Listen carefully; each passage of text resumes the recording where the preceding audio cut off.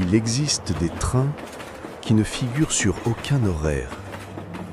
Des wagons oubliés du temps, roulant sans destination, entre le monde des vivants et celui des souvenirs.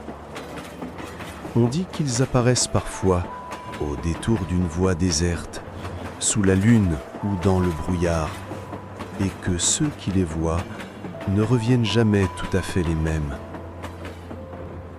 En 1933, quelque part entre Rome et Turin, un train aurait disparu dans un tunnel. Un train qui ne devait jamais reparaître. Rome, 14 juillet 1933. Sur le quai, des familles, des voyageurs d'affaires, des soldats en permission. Tous montent à bord du Sanctuaria Express, un train élégant à compartiments de bois poli drapé de velours rouge. À bord, 104 passagers, 3 conducteurs, 2 agents. Ce train devait rallier Turin avant la tombée du jour. Mais dans les montagnes, à l'approche du tunnel de Lombardie, quelque chose allait se produire. Parmi les voyageurs, une femme, Elena de Castries. On la disait fascinée par les trains.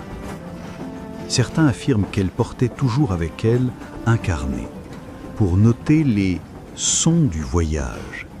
À 18h07, le train entre dans le tunnel de Lombardie. Un sifflement aigu, un souffle, puis plus rien. Les témoins racontent que la locomotive s'est engouffrée dans la montagne, mais que seules les premières notes de son klaxon sont ressorties. Aucun bruit de frein, aucun cri, aucun débris. Juste un vide sonore comme si le monde s'était fiché.